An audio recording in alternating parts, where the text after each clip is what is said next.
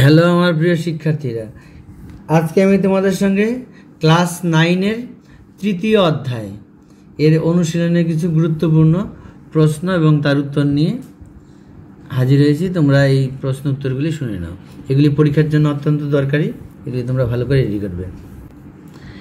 1 number, এর প্রথম হলো সঠিক উত্তর এমসিকিউ।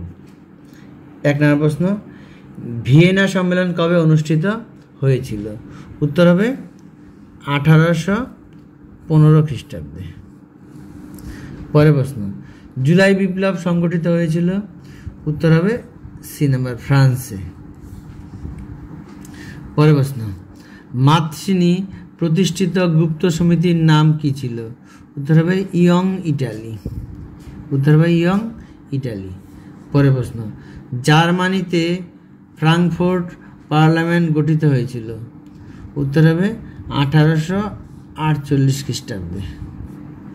পরের প্রশ্ন, রাশিয়ায় ভূমিদাস মুক্তির ঘোষণাপত্র জারি হয়েছিল? উত্তর হবে বি নাম্বার, 1861 খ্রিস্টাব্দের 19শে ফেব্রুয়ারি।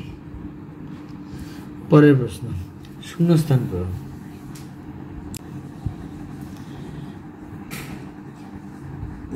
1 নম্বর প্রশ্ন, ড্যাশ পর্যন্ত সময়কাল ইউরোপে মেটার্নিকের যুগ নামে পরিচিত? উত্তর হবে, এখানে লিখবে 1815 থেকে 1848। পরের প্রশ্ন, ফেব্রুয়ারি বিপ্লব সংগঠিত হয়েছিল ড্যাশ খ্রিস্টাব্দে? উত্তর হবে 1848 খ্রিস্টাব্দে। পরের প্রশ্ন, ইয়ং ইটালি দলের প্রতিষ্ঠাতা ছিলেন? উত্তর হবে মাতসিনি। পরের প্রশ্ন, জার্মানির ঐক্য সম্পন্ন হয়েছিল ড্যাশ খ্রিস্টাব্দে? উত্তর হবে 1871 খ্রিস্টাব্দে, 1871। পরের প্রশ্ন, রাশিয়ায় মুক্তির ঘোষণাপত্র জারি করেছিলেন? উত্তর হবে দ্বিতীয় আলেকজান্ডার। উত্তর হবে দ্বিতীয় আলেকজান্ডার। পরের ঠিক ভুল। 1 নম্বর, ভিয়েনা সম্মেলনে যোগদানকারী 4টি বৃহৎ শক্তিশালী রাষ্ট্র ছিল? অস্ট্রিয়া, রাশিয়া, ইংল্যান্ড ও ফ্রান্স। উত্তরটি ভুল। পরের প্রশ্ন, 1815 থেকে 1848 খ্রিস্টাব্দ পর্যন্ত সময়কাল ইউরোপে মেটার্নিক যুগ নামে পরিচিত? উত্তরটি সঠিক, অর্থাৎ ঠিক। পরের প্রশ্ন, 1846 খ্রিস্টাব্দের 26শে ফেব্রুয়ারি ফ্রান্সের দ্বিতীয় প্রজাতন্ত্র প্রতিষ্ঠিত হয়েছিল? উত্তরটি ভুল। পরের প্রশ্ন, 1858 খ্রিস্টাব্দে কাভুর ও তৃতীয় নেপোলিয়নের মধ্যে প্লম্বিয়ারের চুক্তি স্বাক্ষরিত হয়েছিল? উত্তর হবে, উত্তরটি সঠিক। পরের প্রশ্ন, ক্রিমিয়ার যুদ্ধ হয়েছিল তুরস্ক ও রাশিয়ার মধ্যে? উত্তরটি সঠিক। এবার স্তম্ভ, ক স্তম্ভের সঙ্গে খ স্তম্ভ মেলাতে হবে। স্তম্ভ, 1 নম্বর, জুলাই বিপ্লব? উত্তর হবে বি নাম্বার, 1830 খ্রিস্টাব্দে। 2 নম্বর, ফেব্রুয়ারি বিপ্লব? উত্তর হবে এ নাম্বার, 1848 খ্রিস্টাব্দে। সি নাম্বার, ক্রিমিয়ার যুদ্ধ? উত্তর হবে ডি নাম্বার, 1853 খ্রিস্টাব্দে। পরের প্রশ্ন, এমস টেলিগ্রাম? উত্তর হবে সি নাম্বার, 1870 খ্রিস্টাব্দে। পরের স্তম্ভ, 1 নম্বর, ভিয়েনা সম্মেলনের সূচনা? উত্তর হবে বি নাম্বার, 1815 খ্রিস্টাব্দে। 2 নম্বর, জোলভাইরেন গঠন? উত্তর হবে এ নাম্বার, 1819 খ্রিস্টাব্দে। 3 নম্বর, দ্বিতীয় আলেকজান্ডার কর্তৃক মুক্তির ঘোষণাপত্র জারি? উত্তর হবে ডি নাম্বার, 1861 খ্রিস্টাব্দে। পরের প্রশ্ন, সেডানের যুদ্ধ? উত্তর হবে সি নাম্বার, 1870 খ্রিস্টাব্দে। এবার বিবৃতি। 1 নম্বর বিবৃতি, 1815 খ্রিস্টাব্দে ভিয়েনা সম্মেলন অনুষ্ঠিত হয়। এখানে 3টা ব্যাখ্যা আছে, তার মধ্যে উত্তর হবে হলো, সঠিক উত্তর হবে ব্যাখ্যা নাম্বার 2। এই সম্মেলনের লক্ষ্য ছিল ইউরোপের পুনর্গঠন, শান্তি প্রতিষ্ঠা ও নেপোলিয়নের ভীতি থেকে ইউরোপকে রক্ষা করা।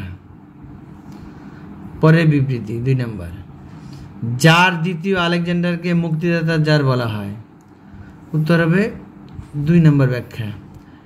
মুক্তির ঘোষণার মাধ্যমে তিনি রাশিয়ায় ভূমিদাসদের মুক্তি দেন। পরের বিবৃতি 3 নাম্বার, ফ্রান্সের চারপাশে একটি শক্তিশালী রাষ্ট্রবেষ্টনী গঠিত হয়। উত্তর হবে 2 নাম্বার, ফ্রান্স যাতে পুনরায় শক্তিশালী না হতে পারে সেদিকে রাষ্ট্রনায়কগণ দৃষ্টি রেখেছিলেন।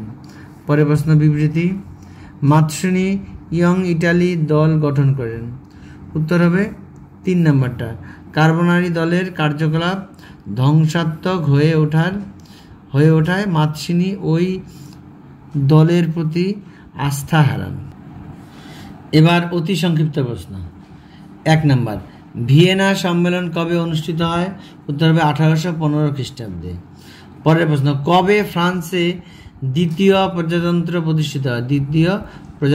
প্রতিষ্ঠিত হয়? উত্তর হবে 1848 খ্রিস্টাব্দের 23শে ফেব্রুয়ারি। পরের প্রশ্ন, মাতসুনি কোন সমিতির সদস্য ছিলেন? উত্তর হবে মাতসুনি কার্বোনারি নামের গুপ্ত সমিতির সদস্য ছিলেন।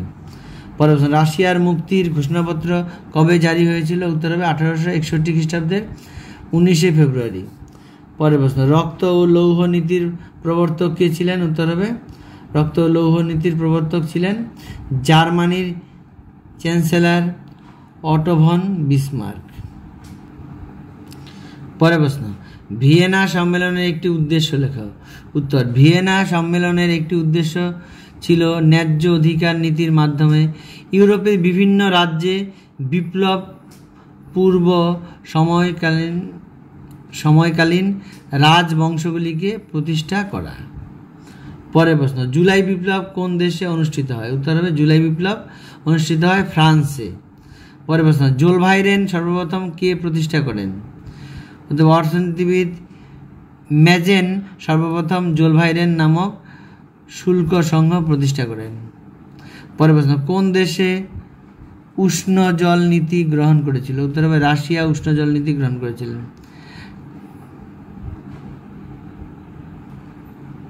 কার্লসবার্গ ডিগ্রি কে জারি করেন?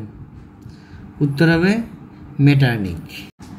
এবার অত্যন্ত দরকারি সংক্ষিপ্ত প্রশ্ন উত্তর, যার মান থাকবে 2 করে, প্রত্যেকটা প্রশ্নের মান 2 করে থাকবে। এগুলি করে যাবে, এখান থেকে কিন্তু অবশ্যই পরীক্ষায় অবশ্যই কমন পাবে। 1 নাম্বার, খুব গুরুত্বপূর্ণ প্রশ্ন কিন্তু এগুলি, জাতীয়তাবাদ কাকে বলে? উত্তর, কোনো নির্দিষ্ট ভৌগোলিক এলাকার মধ্যে বসবাসকারী জনসমষ্টির মধ্যে কোনো কারণে ঐক্যবোধের জন্ম হলে এবং সেই ঐক্যবোধের সঙ্গে দেশপ্রেম বোধ মিলিত হলে তাকে জাতীয়তাবাদ বলে।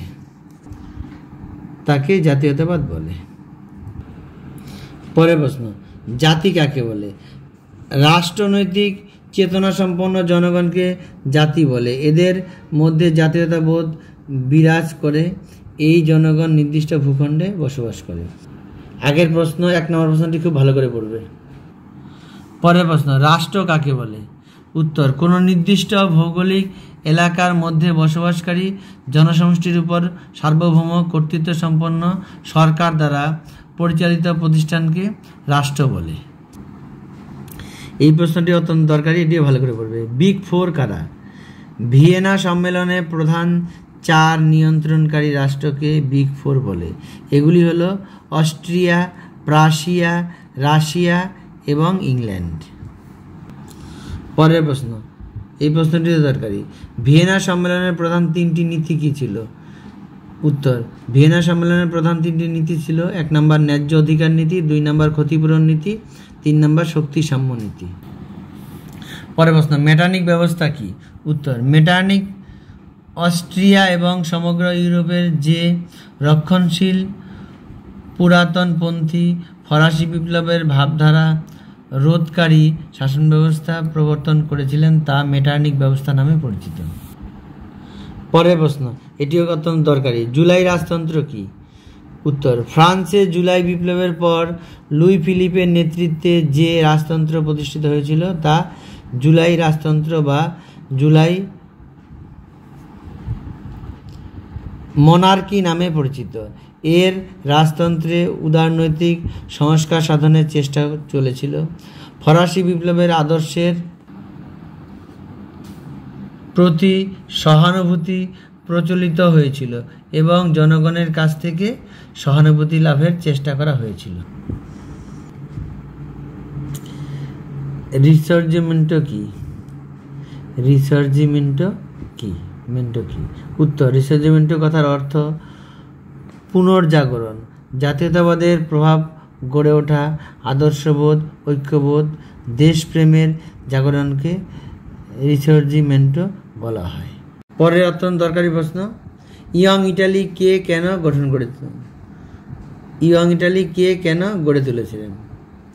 উত্তর, ইয়ং ইটালি গড়ে তুলেছিলেন মাৎসিনি। ইটালির ঐক্য আন্দোলনকে বাস্তবায়িত করতে তিনি এই দল গড়ে তোলেন। পরের প্রশ্ন, জোলভাইরেন কি? জোলভাইরেন জার্মানির একটি শুল্ক সংঘ। অর্থনীতিবিদ ম্যাজেন এর প্রতিষ্ঠাতা। জার্মানির বণিকদের বাণিজ্যিক সুবিধার জন্য এই সংঘটি গড়ে ওঠে। জার্মানির ঐক্য আন্দোলনে জোলভাইরেনের ভূমিকা ছিল গুরুত্বপূর্ণ। পরের প্রশ্ন, ফ্রাঙ্কফুর্ট পার্লামেন্টের দুটি উদ্দেশ্য লেখো। ফ্রাঙ্কফুর্ট পার্লামেন্টের দুটি উদ্দেশ্য ছিল, 1 নম্বর জার্মানির জন্য একটি সংবিধান রচনা, 2 নম্বর প্রাশিয়ার রাজা চতুর্থ ফ্রেডারিক উইলিয়ামকে ঐক্যবদ্ধ জার্মানি সম্রাট পদ গ্রহণ করার জন্য অনুরোধ করা। পরের প্রশ্ন, প্রাগের সন্ধি কবে কাদের মধ্যে স্বাক্ষরিত হয়েছিল? উত্তর, 1866 খ্রিস্টাব্দে 23শে আগস্ট অস্ট্রিয়া ও প্রাশিয়ার মধ্যে প্রাগের সন্ধি স্বাক্ষরিত হয়েছিল। রক্ত লৌহ নীতি কে কেন প্রয়োগ করেছিলেন?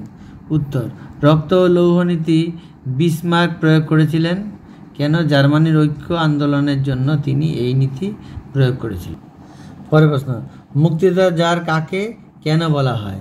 রাশিয়ার জার দ্বিতীয় আলেকজান্ডারকে মুক্তিদাতা জার বলা হয়। তিনি একটি ঘোষণার দ্বারা রাশিয়ার ভূমিদাসদের মুক্ত করেছিলেন, তাই তাকে মুক্তিদাতা জার বলা হয়। পরের প্রশ্ন, মনরো নীতি প্রসঙ্গে সংক্ষেপে লেখা।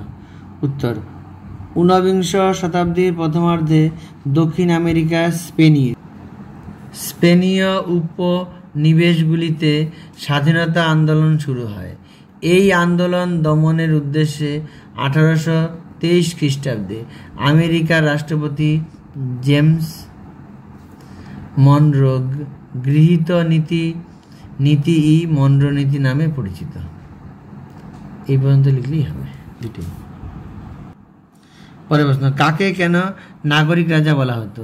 ফ্রান্সের শাসক লুই ফিলিপকে নাগরিক রাজা বলা হতো কারণ তিনি উত্তরাধিকার সূত্রে ফ্রান্সের রাজা হননি, বরং ফরাসি নাগরিকদের ইচ্ছা অনুসারে তিনি শাসক হয়েছিলেন। পরের প্রশ্ন, ফ্রান্সে কিভাবে দ্বিতীয় প্রজাতন্ত্র এবং দ্বিতীয় সাম্রাজ্য স্থাপন হয়েছিল? উত্তর, ফ্রান্সে 1848 খ্রিস্টাব্দে সংগঠিত ফেব্রুয়ারি বিপ্লবের পর সে দেশের শাসক লুই ফিলিপ পদচ্যুত হন। এরপর দ্বিতীয় প্রজাতন্ত্র প্রতিষ্ঠিত হয়েছিল।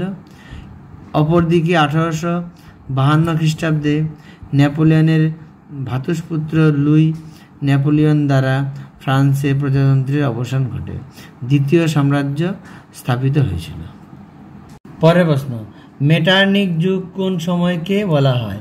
উত্তর, 1815 থেকে 1848 খ্রিস্টাব্দ পর্যন্ত অস্ট্রিয়ার প্রধানমন্ত্রী মেটার্নিক ছিলেন ইউরোপীয় রাজনীতি কূটনীতির প্রধান ব্যক্তিত্ব, একচ্ছত্র অধিপতি ও ভাগ্য বিধাতা। তাই এই সময়কে ঐতিহাসিক ফিশার মেটার্নিক যুগ বলে অভিহিত করেছেন। পরের প্রশ্ন, মুক্তির ঘোষণা কি অথবা ভূমিদাসদের মুক্তি সনদ কে কবে ঘোষণা করেন? উত্তর, জার দ্বিতীয় আলেকজান্ডার 1861 খ্রিস্টাব্দে রাশিয়ায় অমানবিক ভূমিদাস প্রথা অবসানের জন্য যে আইন প্রণয়ন করেন তা মুক্তির ঘোষণা নামে পরিচিত।